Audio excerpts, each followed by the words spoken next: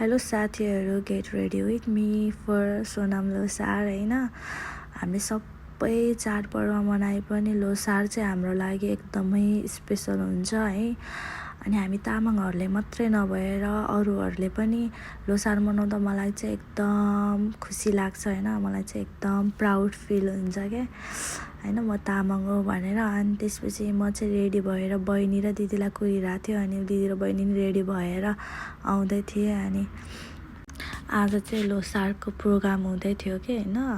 अनि दिदी बहिनी हामी चाहिँ कन्सर्ट हेर्न जाने, प्रोग्राम हेर्न जाने भनेर प्लान गरेको थियो। अनि हामी चाहिँ भिडियो बनाउँदै रेडी भएर निस्केँ कन्सर्टतिर। अनि त्यहाँनिर गयो। अनि बाटोमा चाहिँ भिडियो बनाउँदै हिँड्दै गरिरहेको थियो हात समातेर बहिनी र म। अनि त्यसपछि त्यहाँ पुग्ने बित्तिकै चाहिँ मेरो दिदी पुरा डान्स गर्नु थाल्यो कि। हेर्दा अझ बहिनी पनि डान्स गर्न थाल्यो क्या। अनि तिमीहरू दुईजना मात्रै डान्स गर्ने, म पनि डान्स गर्छु, मेरो पनि भिडियो बनाऊ भनेर मैले बहिनीलाई मोबाइल थमाइदिएँ। अनि पुरा म चाहिँ नाचेँ, वाला वाला ग्रम्बा आएकोले साइलीला वाला वाला ग्रम्बा भन्दै पुरा नाच्न थालेँ है। मलाई चाहिँ गीत राम्रोसँग आउँदैन क्या। अनि नाच्दा कस्तो एनर्जी नै नभएको जस्तो लाग्यो न। अलिकति छ्याङ खाऊँ न भनेर बहिनी र म चाहिँ कुरा गरेको थियो अगाडि नै। अनि दिदी हामी चाहिँ छ्याङ पसल खोजेर अनि छ्याङ खानतिर लाग्यो कि।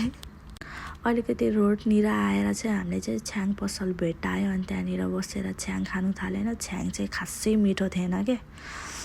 अनि त्यसपछि मलाई चाहिँ मिठो लागेन। अनि त्यहाँबाट निस्किने, अब कन्सर्ट नजाने भनेर हामी चाहिँ मनोकामना डाँडामा जाने भनेर गयो। अनि गएर त्यहाँ पुगेर चाहिँ हामी त्यहाँ भ्यू हेरेर एकछिन रमाइलो गरेर बस्यो होइन। त्यहाँको भ्यू चाहिँ यस्तो दामी थियो।